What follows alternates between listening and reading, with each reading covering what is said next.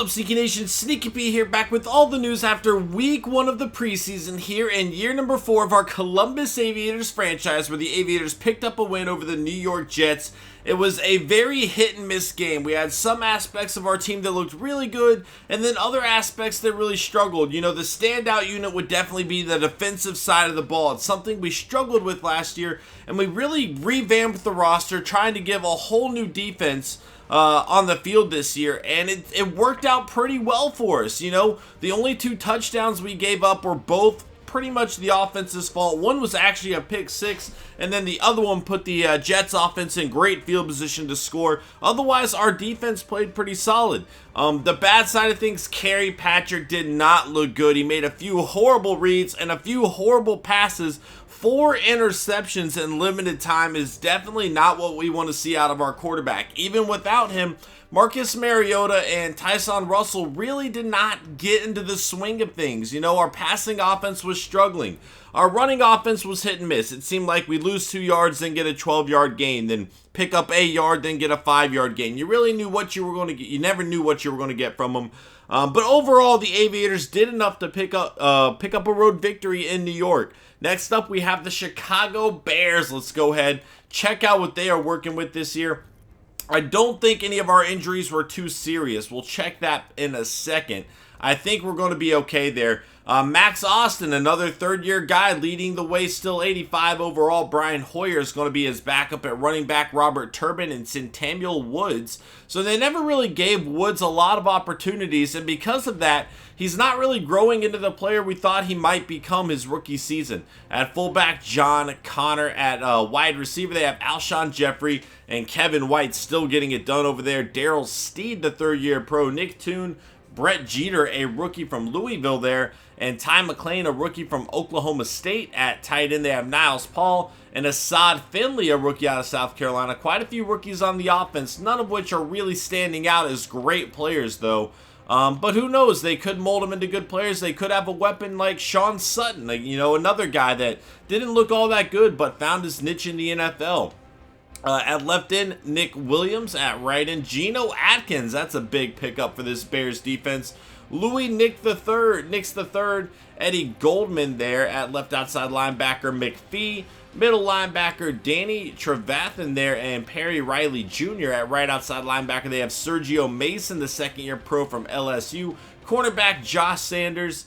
Brent Grimes, Brandon Boykin, Corey White, and Denard Hill, a rookie here out of Texas. So they really stocked up on rookies. Here is Eric Reed. We were in a free agent battle for him last offseason. We decided to back off. He ended up signing with the Bears here, and he is going to be looking to get it done against us. Antonio Allen is an injury that they are dealing with right now. And then Adai is going to be at strong safety, but they have a rookie, Jameel Cole. 80 overall. He is not going to be starting, but that means we'll see a lot of him in the preseason, as he is going to be the main guy for the remainder of the 3 quarters, the last 3 quarters there. So we're going to have a battle of the rookie strong safeties. You know, we got a good game out of ours that last game. A lot of our rookies did look pretty good. I'm feeling pretty comfortable with that. Let's go ahead and check out the injury report. I think we'll be okay there. But let's double check and see what we got. And we have no injuries there. Wow. 60 weeks. What? And he's not even on IR. And then, wow, those are some serious injuries. I can't look. I wish I could, but I can't look at just the NFL as a whole, apparently. 60 weeks, though. Wow. All right. Keenan Allen, that's a big blow there to the Chargers. Sam Bradford injured. Who would have ever seen that coming? Not me. That's for certain. He never gets injured, does he? The guy's like an Iron Man. Geno Smith out for the 49ers. I know they had been working on drafting some quarterbacks. Bryce Petty's going to be out, but Geno Smith took him to the playoffs last year, so that's going to be a pretty big blow. A lot of big names out here, guys. But none. There's 49 weeks for Zach Mettenberger, the former Titan. He is going to be out for quite a while there. Unbelievable. There's some big injuries going around the NFL right now. But we're sitting okay right now. We're sitting okay. What we're going to do is, after that last game, we are going to demote Patrick to third string. That does not mean he'll be third string going into the regular season, but we're going to see what we could get from Russell. He did go down with an injury. He would be okay, as you guys just saw, but we need to see what we can get from him.